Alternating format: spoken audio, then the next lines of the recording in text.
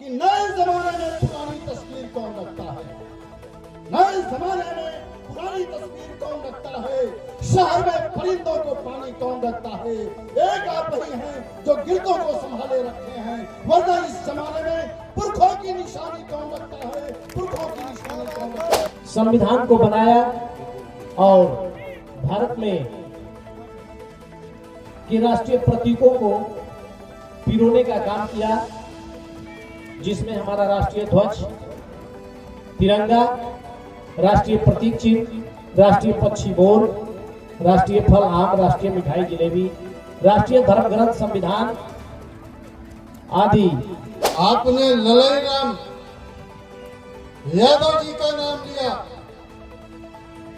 उस महापुरुष ने अपनी सारी जायदाद बेचकर पूरा उम्र संघर्ष किया और सारे आडंबरों के खिलाफ हाई कोर्ट और सुप्रीम कोर्ट में मुकदमा दायर करके और इन लोगों को अवैध घोषित कर दिया। तो मैं पूछता हूं कि इस देश को विश्व गुरु कौन बनाएंगे? जो जेल में चले गए वो बनाएंगे कि जो जाने वाले हैं वो बनाएंगे? आज इस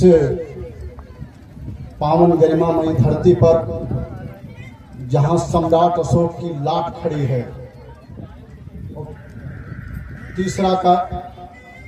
तीसरा महोत्सव मनाया जा रहा है। ऐसी लाट बनाने वाले इस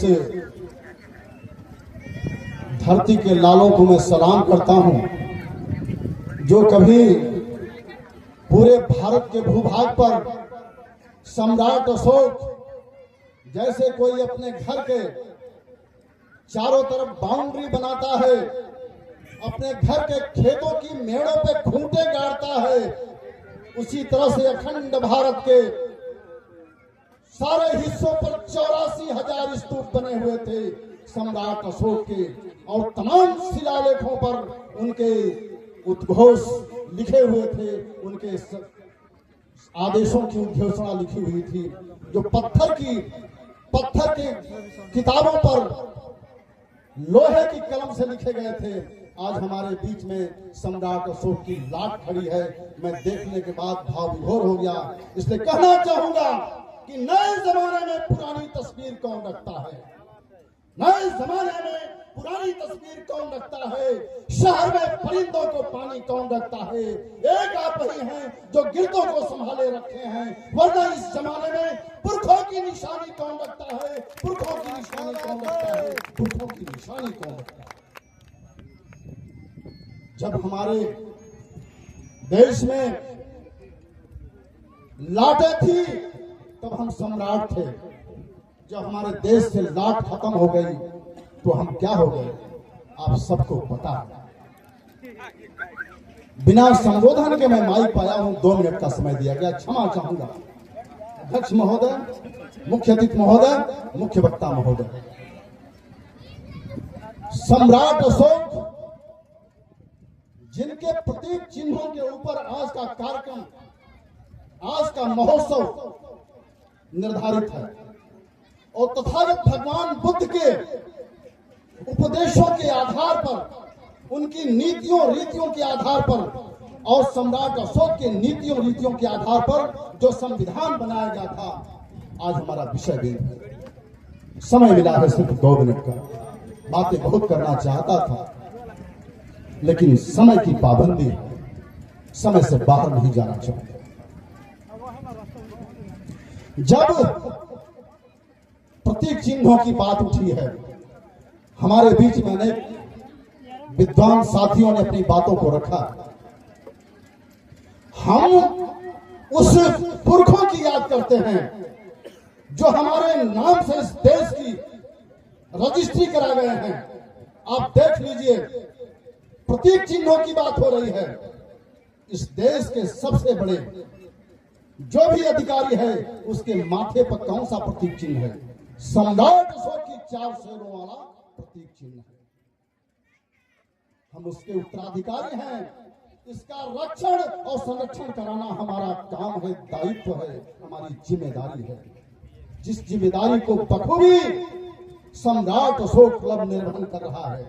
अभी हमारे साथियों ने कहा है कि गाजीपुर से ये बात उठी है, पूरे देश में ही नहीं दुनिया में सम्राट अशोक क्लब का संदेश पुनः एक बार जा रहा है। और इन्हीं प्रतीक चिन्हों पर सम्राट अशोक के वंशजों की पहली जिम्मेदारी है कि उस जिम्मेदारी का निर्वहन करें, क्योंकि बाकी लोग तो इसके बारे में क्या क्या कर रहे हैं ये बताने की बात नहीं है, ये समझने की बात है मेरे मित्रों। इसलिए कहना चाहूंगा कि कहां गई वो पौरुष गाथा, कहां गई वो पौरुष गाथा, कहां गई वो राजसी शान। साक्य सिंह के मतवालों की रौंदी जा रही, अब देखो हम आंखों के आगे उठी जा रही उस अशोक की लाट महान। धिक्कार है उन मतवालों को जो कहते हैं मौर्य संतान, जो कहते हैं मौर्य संतान। मेरे साथियों, हमें लग रहा है कि इस विषय बिंदु को रखने का मतलब है कि कहीं संदेह है इस बात का कि प्रतीक चिन्हों को अगर नहीं देखा गया, संविधान की बात की चर्चा नहीं की गई, तो हमारे देश की अखंडता और एकता खतरे में जरूर पड़ जाएगी। हमारे विद्वान साथियों ने बहुत समझ बूझ करके विषय बिंदु को रखा है, बहुत सोच विचार करके रखा है। हमारे साथी पूर्व वक्ता बहुत कुछ बता ले गए हैं कि झंडों के बारे में, प्रतीकों के बारे में बहुत कुछ बताया है। निश्चित रूप से जिस तरह से सूरज को ढकने की कोशिश बादल करता है, उसी तरह से इन प्रतीक चिन्हों पर देश की अखंडता और एकता के ऊपर इन्होंने बताया कि कीटाणु लग रहे हैं। अरे कीटाणु नहीं, महामारी लग रही है मेरे साथियों, महामारी लग रही है। जागिए और समझिए और समझाइए। और संविधान की रक्षा करने की ही बात नहीं है, संविधान को पढ़ने और पढ़ाने की जरूरत सबसे बड़ी आज हो गई है। देश का सब कुछ तय होती है बात संविधान से। सारे अधिकार, सारे कर्तव्य, सारे आरक्षण, सारे दायित्व, सारे धर्म, सारे उपदेश, सारी चीजें तय होती है संविधान से। और संविधान की हम चर्चा तक नहीं करते। हमारे घरों में तमाम कल्पित किताबें हैं। अगर हम ललई राम जी का नाम लिए हैं, प्रोफेसर रामस्वरूप वर्मा की बात करेंगे, बाबू जगदेव प्रसाद कुशवाहा की बात करेंगे, तमाम हम वीरों की बात करेंगे, सम्राट चंद्रगुप्त की बात करेंगे, सम्राट अशोक की बात करेंगे, बाबा साहब अम्बेडकर की बात करेंगे। इन सारी चीजों को, बातों को जब हम लेकर चलेंगे, तभी इस देश में, इस देश की अखंडता को हम कायम रख पाएंगे, और तभी इस देश की एकता को कायम रख पाएंगे, और तभी हम संविधान को कायम रख पाएंगे। इसलिए इन्हीं सब शब्दों के साथ मैं अपनी बात को विराम करते हुए कहना चाहूंगा कि अभी हमारे पूर्व वक्ता जनाब रफीक साहब जो मेरी तरफ से जीवन के अवसान काल की तरफ बढ़ रहे हैं, इसलिए कहना चाहूंगा कि जय भी जिंदगी की वक्त की बेजार रवानी है, जय भी जिंदगी के वक्त की बेजार रवानी है। अगर दिल में हसरत है तो बुढ़ापा भी जवानी है, बुढ़ापा भी जवानी है। इस देश को आजाद कराने वाले बहादुर शाह जफर 1957 की आजादी, जंग आजादी के समय मुगलिया सल्तनत की आखिरी बादशाह 80 साल की उम्र में उन्होंने तेग संभाला था। तो मेरे साथियों, आज देश को संभालने, बचाने, प्रतीकों की रक्षा करने की बात है। आइए हम सभी बूढ़े, सभी नौजवान, सभी हमारी माएं, हमारी बहनें, हमारी बेटियां इस तरफ खुल करके आ जाएं कि हमारे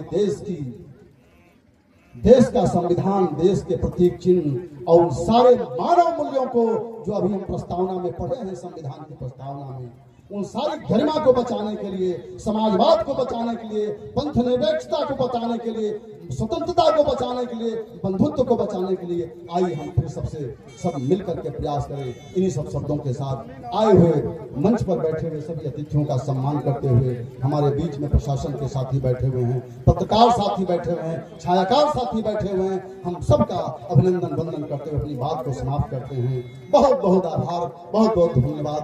जय अशोक, जय भारत। तो मैं चाहता हूं कि आप लोगों के साथ विषय बिंदु पर एक उद्घोष हो, जयते का उद्घोष आप लोग करेंगे। सत्य में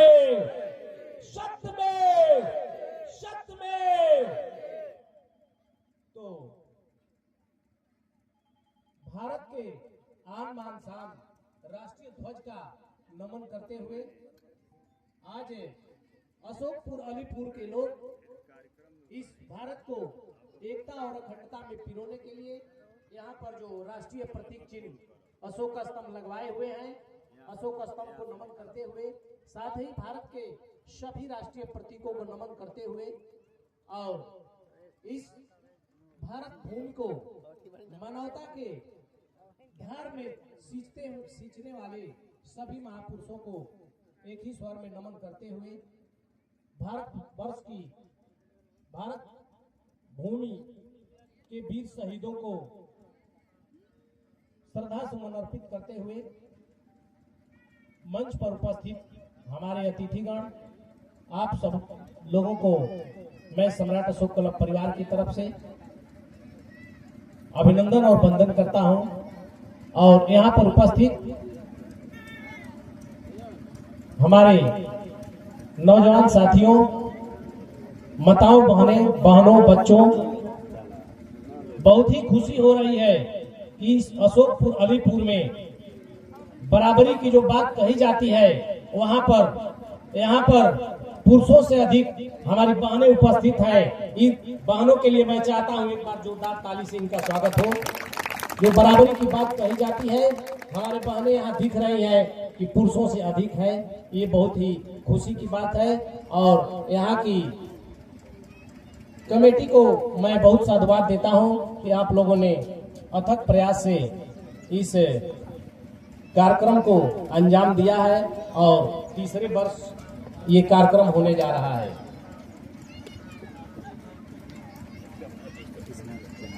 आज के विषय बिंदु के हिसाब से संविधान निर्माताओं ने भारतवर्ष की प्राचीन मूल संस्कृतियों के अनुसार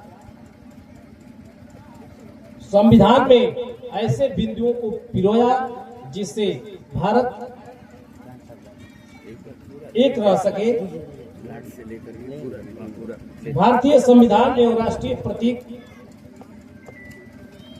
राष्ट्र की एकता और अखंडता को मजबूत करने में महत्वपूर्ण भूमिका निभाते हैं। जो आज का विषय बिंदु है, कर्तव्य निर्धारित करता है, जबकि राष्ट्रीय प्रतीक देश की पहचान और संस्कृति को एक करने का काम करता है। जब संविधान का निर्माण हुआ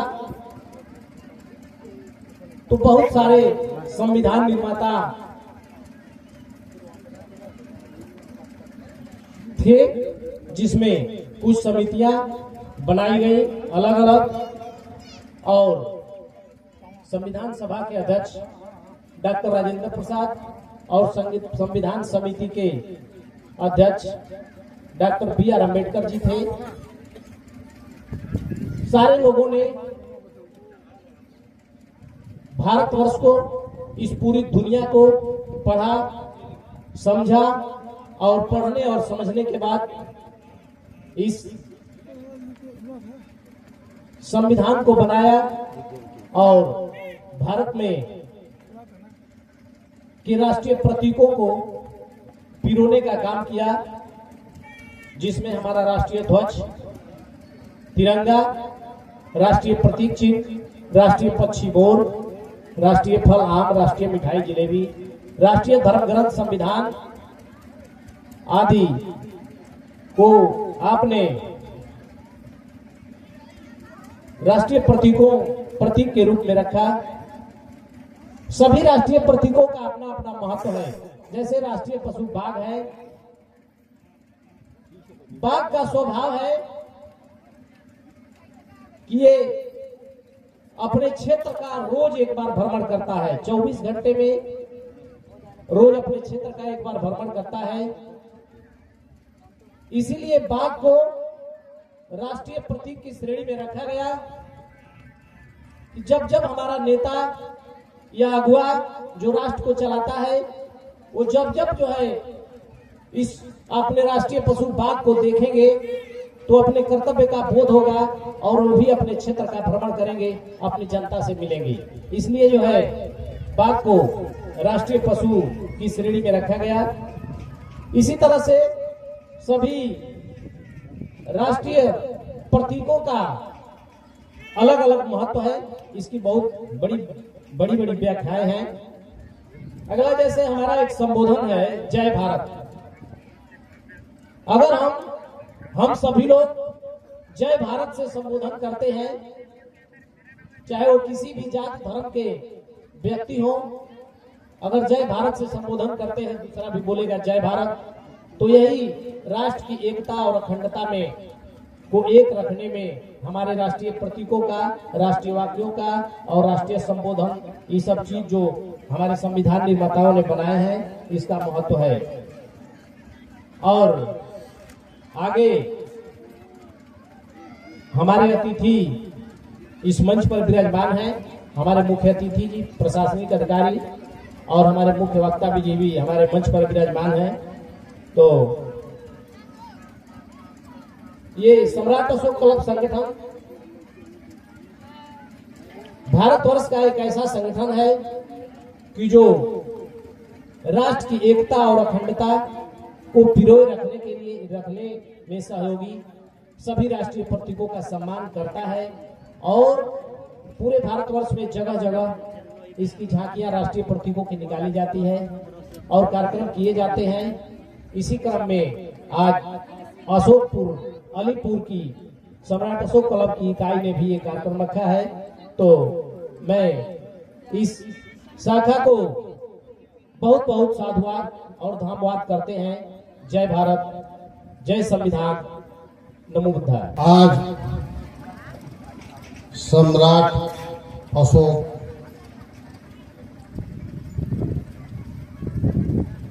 के क्लब अलीपुर में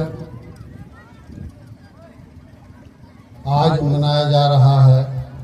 इसमें आए हुए सारे बंधुओं का, सारे माता बहनों बच्चियों का, इस कार्यक्रम में जितना भी लोग आए हैं, मैं आप सभी का दिल से खैर मकदम करता हूं और इस सामाजिक परिवर्तन के अग्रदूत सारे महापुरुषों का मैं चरण अर्पण करता हूं।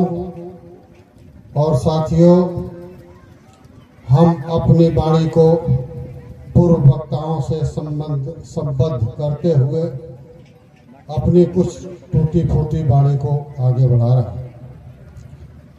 साथियों, यह कार्यक्रम हमेशा मनाया जाना चाहिए था। अगर ये हमेशा मनाया गया होता तो बौद्ध मठ मंदिरों पर कब्जा गैर लोगों का अब तक नहीं होता और यह हमारे ही मठ मंदिर को कब्जा करके उसका दूसरा स्वरूप देकर और इस भोली भाली जनता को दूसरे नाम से इन लोगों ने ठगने का काम किया।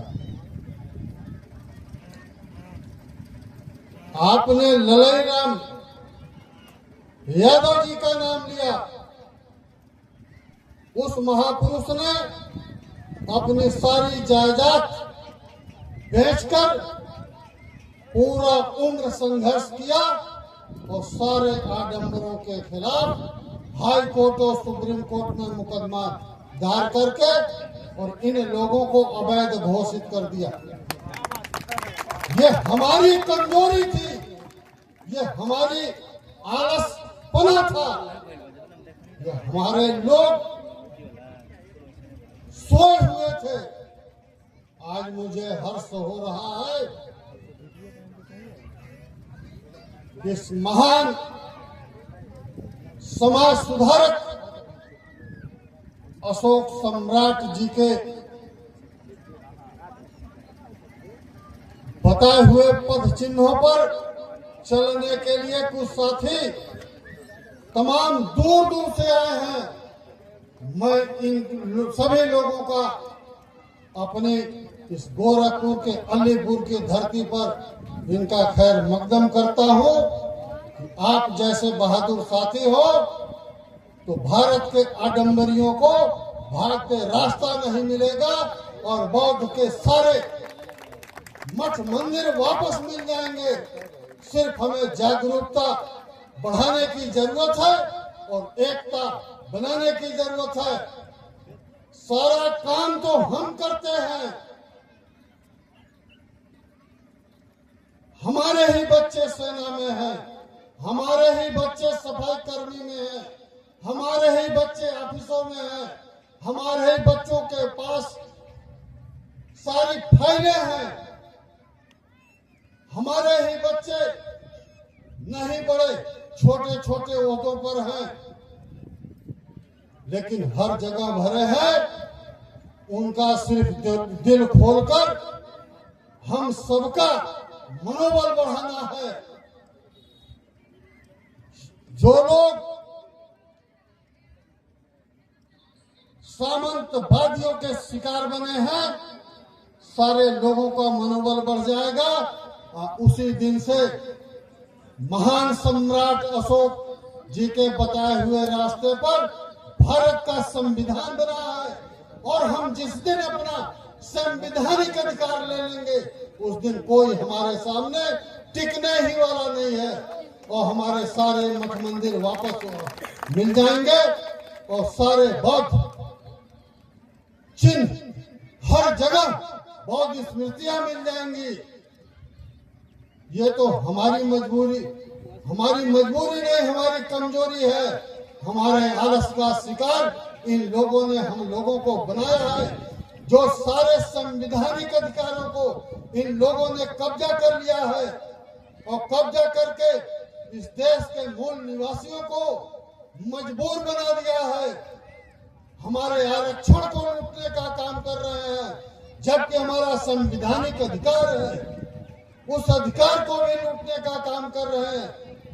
हमको अधिकार भी आधा अधूरा मिला, उस पर भी इनके डाके पड़ रहे हैं। साथियों, हमें जागने की जरूरत है। अगर भारत को सोने की चिड़िया बनाना है, पुनः बनाना है, तो हम सभी को जागना होगा और अपने महापुरुषों के इतिहासों को पढ़ना होगा और अपने भूले हुए भाइयों को बताना होगा। सबको एकता और अखंडता में जोड़ना होगा। हम सभी मजबूत हैं, हम लड़ाकू हैं। देश की सेना में भी हमारे ही बच्चे हैं, गरीब मजदूर किसान के ही बच्चे सेना की सरहदों की रखवाली करते हैं।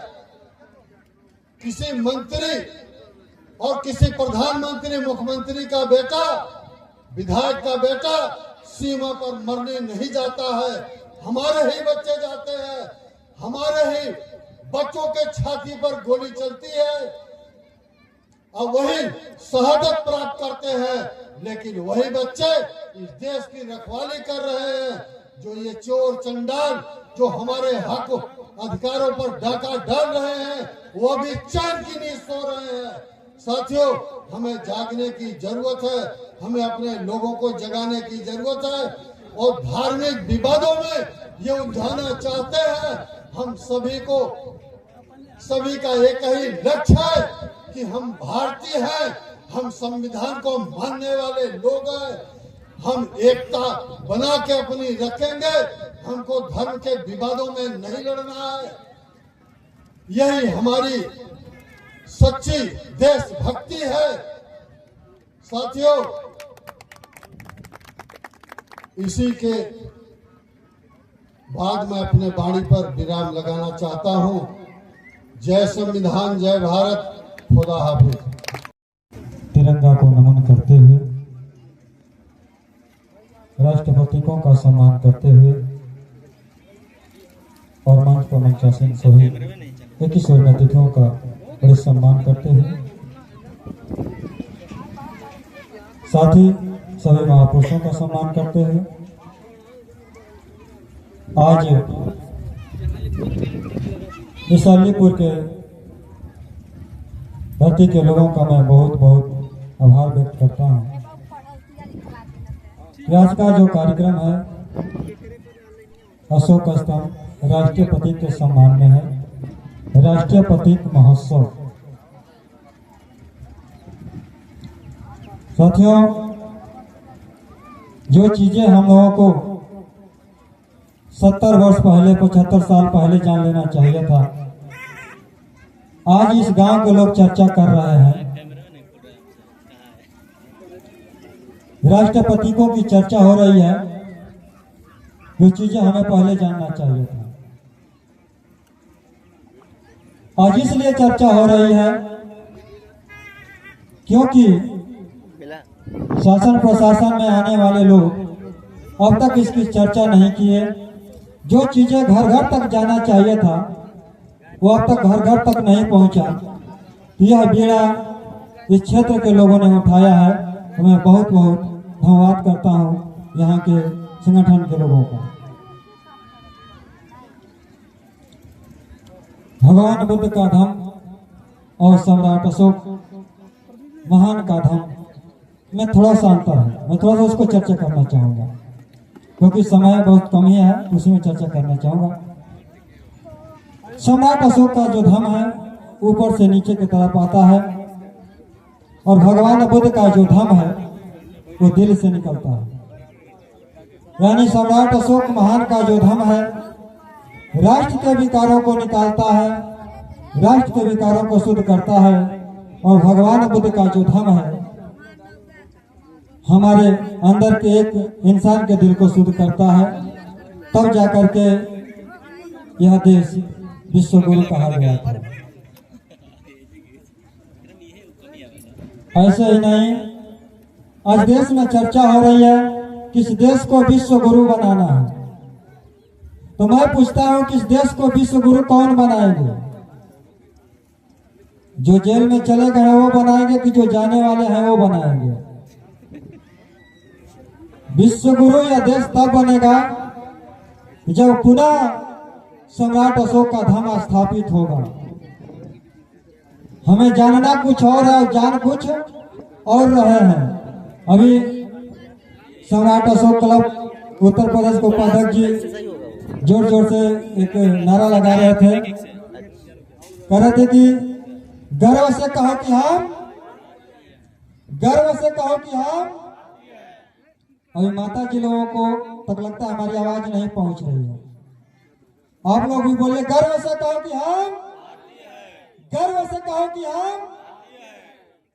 जब गर्व से कहेंगे कि हम सब भारतीय हैं तब जाके भारत विश्व गुरु बनेगा। ये मिड डे मील खा के नहीं बनेगा। एक तरफ नारा लगाएंगे कि गर्व से कहो कि हम हिंदू हैं और एक तरफ से नारा लगेगा कि गर्व से कहो कि हम मुस्लिम हैं। तो जब तक हिंदू और मुस्लिम रहेगा तब भारत विश्व गुरु बनेगा। भारत विश्व गुरु तब था कि जब सब लोगों का बराबर सम्मान होता था। तो बहुत सारे कुछ बातें कहने के लिए है और हमारे आज हमको थोड़ा सा बोलने का मौका मिला। जो हमारे वैचारिक गुरु माननीय मुख्य वक्ता के रूप में डॉक्टर रविंद्र जी बैठे हुए, मैं आपका बहुत बहुत सम्मान करता हूं।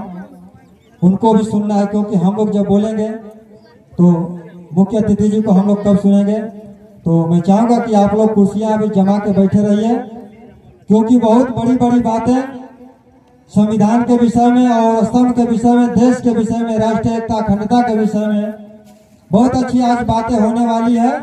क्योंकि बहुत ही कई दिनों महीनों के लगातार मेहनत के बाद यहाँ के अलीपुर के लोगों ने बहुत ही मेहनत करके दूर दूर से लोगों को बुलाए हैं। तो मुख्य अतिथि जी को भी सुनना है और मुख्य वक्ता जी को सुनना है। बहुत बहुत धन्यवाद। फिर कभी मिलेंगे तो बातें होंगी। और हमारा YouTube चैनल है टाइम्स ऑफ गाजीपुर के माध्यम से हम आप सबका सेवा करते रहते हैं और यहाँ का भी कार्यक्रम लाइव चल रहा है। नमो बुद्धाय, जय भारत।